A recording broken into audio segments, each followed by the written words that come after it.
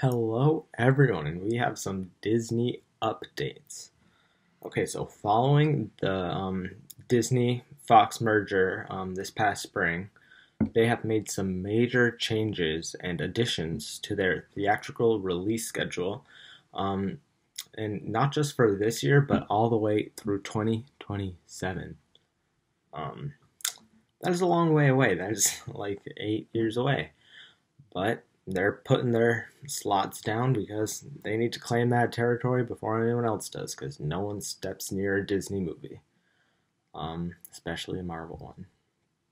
But it is literally a lineup card or roster akin to like the 1927 Yankees roster. It's nuts. They are absolutely on top of the game and killing it like the Yankees did. I think it just underscores the sheer theatrical strength of this studio. I mean, even before they got Fox, and now with Fox, both the studios combined, they control over 38% of the 2019 domestic box office so far, with 1.4 billion domestically through May 5th and 3 billion worldwide. That is crazy. And most of that is coming from Marvel, because those are pretty much the only Disney movies that have come out this year so far, besides Dumbo, which isn't doing all that well. So Endgame and Captain Marvel raking in most of that cash.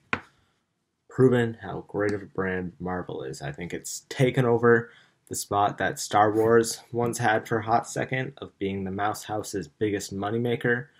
But the backlash with The Last Jedi and then the failure of Solo at the box office, I think, has put the Star Wars franchise on a downhill trend. So, what is Disney going to do with this troubled brand? Now that we're talking about the future of these Disney movies, what are they planning, slotting? What they announced today is there are three new as yet untitled Star Wars films that will release on the pre-Christmas weekend every other year beginning in 2022. They are untitled. We have no clue what they are. But the dates are December 16th, 2022, December 20th, 2024, and December 18th, 2026. Now, what could these films be? Unlike Marvel or even the animation studios like Disney or Pixar, Star Wars seems the hardest to predict, especially with the upcoming Episode 9 being like portrayed as very final. And there are no rumors really, or scheduled movie or rumors about or the scheduled movies afterwards. Um, I think it's likely Star Wars is likely taking this 3 year gap of theatrical releases to keep the brand alive, but to like give the brand a break, but they're also keeping it alive on streaming services. It's not going in the theater, but they're keeping it alive on Disney Plus, where I think over that 3 year gap, don't expect no Star Wars at all. Just don't expect to see it in theaters for 3 years, which is, I don't think, that horrible of a thing. It's a little upsetting because we got used to getting at least one a year. But we'll have TV shows like The Mandalorian, Cassian Andor, Clone Wars, maybe that Obi-Wan TV show that was rumored, all going to Disney Plus. So that will definitely give us our Star Wars, like, what's the word? Like, fill our Star Wars craving or hunger. I think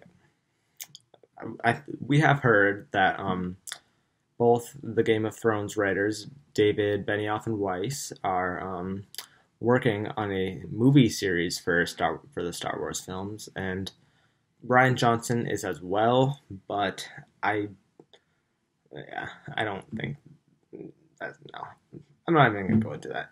Last Jedi.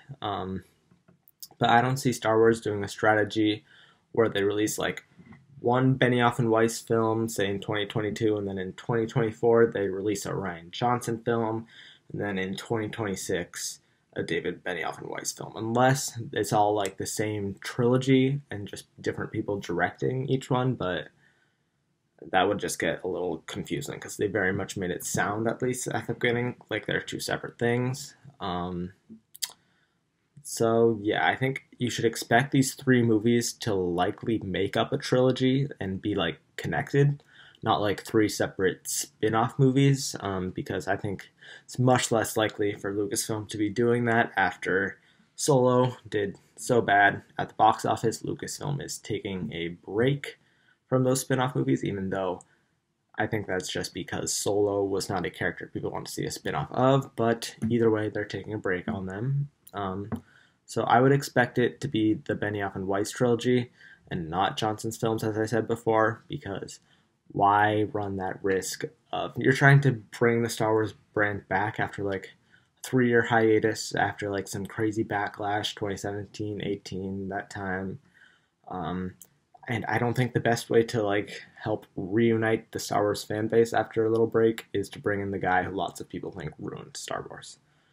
I don't think that's gonna happen. And the first one releases in 2022, so that gives plenty of time for these Game of Thrones writers to wrap up the final season of Game of Thrones and continue their work on Star Wars, because I'm sure they've already been working on it, and like planning stuff out at the very least. And for the actual content of the movies, like what are they going to be about? I would bet that the film is likely an Old Republic style trilogy. With an early incarnation of the Jedi Order. I think that perfectly fits Benioff and Weiss's style, especially with Game of Thrones. But does that mean on those separate like blank years, those blank every other years, those blank Christmas years, or Christmas seasons in the years, is Disney just gonna give up that prime real estate?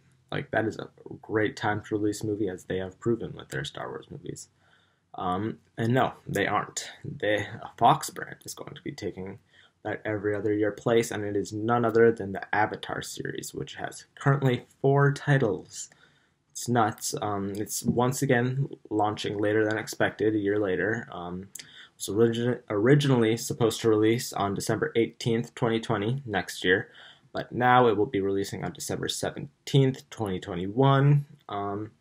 And an Avatar pick will play during the holiday period every other year in between the Star Wars films. So one year we'll have a Star Wars film in Christmas time, and then next year Avatar, then back to Star Wars.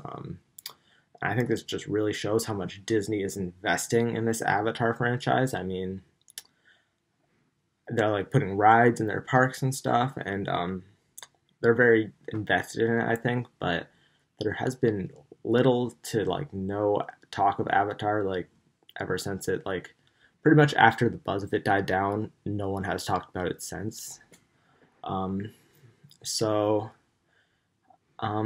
also don't doubt James Cameron at the box office though, because people doubted him with the first Avatar, Titanic. He always, for some reason, seems to come to play and do well. But that does leave, now with Avatar moving the holiday corridor of 2020 open. But Disney is, once again, not going to leave that prime real estate open. Fox's West Side Story adaptation, directed by Steven Spielberg, is going to debut December 18th of 2020 in that typical pre-Christmas slot. And Disney's Cruella, live-action Cruella, is opening Wednesday, December 23rd of that same holiday year for the long holiday weekend. And this is an interesting aspect of this like slate announcement to me, because it seems Disney is like doing some serious friendly fire on themselves here. I'd say both films are generally like family friendly orientated. And they're only 5 days apart. We haven't heard much from either of these films, like at all really, besides like Maria being cast as a no one, and I honestly didn't even think Cruella was still happening. I thought it was scrapped. Is it still with Emma Stone? It's going to be interesting, definitely. We're in a good live action Cruella. I can't say that word, Cruella, with Glenn Close. And I just don't think out of all the live actions they could do that that's the best. But either way, they're doing some friendly fire here. Mary Poppins released this past holiday season with no friendly fire from Disney, and that still underperformed as the live action Disney remake ish sort of thing in that season. And I think since that didn't have friendly fire, and now Cruella is going to have friendly fire and be a Disney live action in that season, I don't know if they're exactly setting it up for success. I think West Side Story will likely win that holiday. But who knows? It's been a long time since West Side Story was a big thing. But however, still not announced by Disney are the two Marvel films slated for next year on May 1st and November 6th. And I think no matter how secret Marvel wants to be about Phase 4, there's really only three options when it comes to these two movies: Black Widow, The Eternals, and Shang-Chi. And Shang-Chi is going to be shooting after both of those movies, so I think it's pretty clear that in either of those spots, I don't know which one would go where, but that next year, I think expect a Black Widow and Eternals movie. Only two movies next year. Sort of slowing it down after they got used to that 3 a year trend. Taking a little bit of a slowdown. But yeah, I think that's what you should expect from Marvel former studios. But also on the Marvel front, at the end of 2018, there were 11 untitled Marvel movies between Disney and Fox set to be released in the years following Avengers Endgame. But three of those Fox Marvel release dates have been scrapped and removed from the schedule. So now it is only 8. I think they said like Gambit scrapped. That Doctor Doom movie was scrapped. I don't think either of those are really big losses, honestly. But either way, a little less Marvel movies. They're starting it fresh, not letting the old Fox still make those characters. They're going to make them themselves. But on the Fox Marvel side, New Mutants, which has been pushed several times since its original release date due to reshoots and reshoots before the merger and then after the merger. Now it's jumping off of August 2nd, 2020. It's jumping off August 2nd, 2020 and zipping to April 3rd, 2020, which is it's jumping around. I think it was supposed to be August 2nd, 2019, and now it's going to April 3rd, 2020. And I think they sort of made it clear at the Disney and Dolby CinemaCon place that they didn't plan on putting it on Hulu or a streaming service, which is interesting. I think that would be an easy place to plop it, but I think that this suggests Disney may be doing even more reshoots to the movie to make sure the film is high quality and fits like the Disney brand or even Fox Marvel brand. Or maybe they're reworking it to be like the first introduction of mutants into the MCU, but I doubt it considering Feige said the mutants were like 5 years away, and I don't think that would probably be the best intro of them. And then as for other Fox films, Ad Astra was set to open over Memorial Day this year. I haven't seen anything from it, and it's Memorial Day like less than 2 weeks away. I think like a week away pretty much. So I think it was pretty clear that this wasn't going to hit that date, but now it has been pushed back to September 20th, as I think would be expected, while Disney's Artemis Fowl, which was set to open on August 9th this year, is now moved to May 29th of next year, of 2020. And this is another really interesting move that is like, seems like they're hurting their own movies, just like with the Cruella one. With this one, like, this really confuses me. This movie is clearly not a blockbuster level movie. I don't think it can compete with the other movies releasing that May. Like, you have another Marvel movie, one of those untitled ones. You've got a Barbie movie, Fast and Furious 9, SpongeBob, and A Quiet Place 2, all in that May. And I don't think Artemis Fowl is really an attractive, like, oh, I've got to see that sort of movie. I think it's either an extreme like vote of confidence or a dumping ground, and I think August would have been a like much safer date for the film to like at least succeed a little. But I think this is like dropping it in like harsh territory, and I would not expect that movie to do all that well. But those were all the changes that Disney has made with their Fox merger to their upcoming release schedule. And we didn't get much Disney animated or Pixar animated news. We have that Onward movie next year for Pixar, and I think another Pixar movie also next year, because I think they're taking this year off, if I'm right. I know they have Toy Story 4 coming out this year. So, but I think they still have two next year. I'm not completely sure.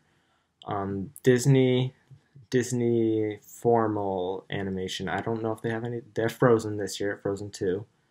And I'm pretty sure they're going to have one next year. It has just not been announced yet. They will probably take that November holiday-ish part of the season. Well, Pixar's Onward will probably take the earlier March where it's slated. And that's pretty much it. That is the future Disney slate up until like technically like 2022, but the Avatar stuff went to 2027.